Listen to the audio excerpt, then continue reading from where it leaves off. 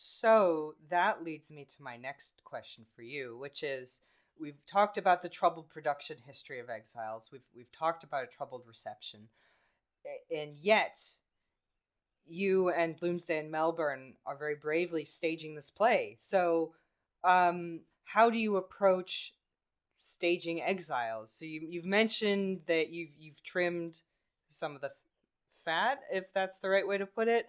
That you've pared it down a bit.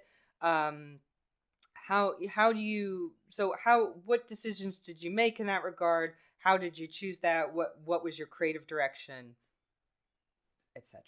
Yeah, that's. I'm glad you asked, because more so perhaps than with most plays, the director is critical for this. You need someone with a really good ear for the language, for the dialogue, a feel for the subtleties of everything that's being said and is being left unsaid. And genuinely, I think we've got exactly the right director. Carl Whiteside, he actually directed Yes, I Will, Yes for us last year, which was kind of a take on kind of the Molly biography, if you like, the three ages of Molly: young, mature, and old. And Carl drew an awful lot out of that. He's clearly got a real feel for Joycean language, and so that was the first key decision. And then you need the best actors you can get. And I genuinely think we've got a particularly talented cast. There are 7 parts in this play, and 4 of them are the really major ones. There's not a lot of lines for Richard and Bertha's son Archie, who's 7 years old, and that presents difficulties for a modern theatrical production, because you know 7-year-olds are hard to wrangle, and it's past their bedtime, and there are all sorts of issues now around maintaining the safety and all of that of the child. So we've gone in a slightly different direction, as you will see. But the 4 leads are very, very strong, and the 3 that you see in our poster, I'm not sure if you can give people the chance to see that image, because it captures something of the qualities of the actors and of the performances that they give. I mean, Lucy as Bertha has got this extraordinary, and often people said this about Nora as well, that she had kind of queenly presence. For someone who was not highly educated in the way that Joyce and most of his circle were, Nora never really read much of Joyce's stuff. So she wasn't kind of book smart in that way, but she was the rock of his life, and she had a very queenly presence, and people warmed to her greatly. And I think that's the way that we feel about Bertha. Robert Hand is, if you like, Joyce is kind of split into 2 parts, mind and body, and Robert is the body.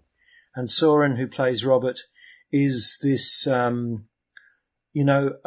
lot on the surface, a lot surer than a lot of people, but he's got a lot of insecurities below the surface as well. So that requires real subtlety. And Richard is the puppet master. I mean, the image that you will see of the poster kind of plays on this thought that Richard is really manipulating these other characters in an almost psychotic way, actually. He seems to be just entranced, like a cat playing with a mouse. That sense of just cruelly seeing what will happen if I do this, and leaving the poor mice to suffer. So I think we've been very fortunate, very blessed with our director and with our cast. And actually, I think what you'll see us put on the stage as well is something that I think that we will feel very proud of. I'm having to take their word for it at the moment, because of course we haven't assembled the set, but we know the direction in which that's going. So I'm genuinely enjoying the rehearsals. The rehearsal process can be a little bit arduous, particularly for the actors, not if you're sitting there watching, but it's thrilling to see them exploring the text and unpacking what it means. And sometimes they can find lots of things in just a few words that actually would not be apparent when you read it on the page. So I hope that whets people's appetite. And it's, as Joyce was wanting to hear about Ulysses, it's damn funny as well. It is a funny play. More, but I particularly wanted to go with a scene between Richard and Bertha, in which Bertha is being asked by Richard to tell him what Robert has been doing. First he took my hand and then he asked me to kiss him. Did you kiss him? Yes, I kissed him. Which, again, as I say, comes back to this central image of Richard being, he's playing the puppeteer kind of cold and aloof, like as Stephen says about the artist, like a godlike figure paring his fingernails. But I think, as often with Stephen as well, I don't think that's the whole story. I think he really is involved. And Richard you can feel his heart pounding as he's hearing this, because he doesn't know where this is going to go. He feels, or at least he justifies to himself, that he has to let Nora explore this. Nora doesn't particularly want to. Bertha doesn't particularly want to, in the same way that Nora didn't want to.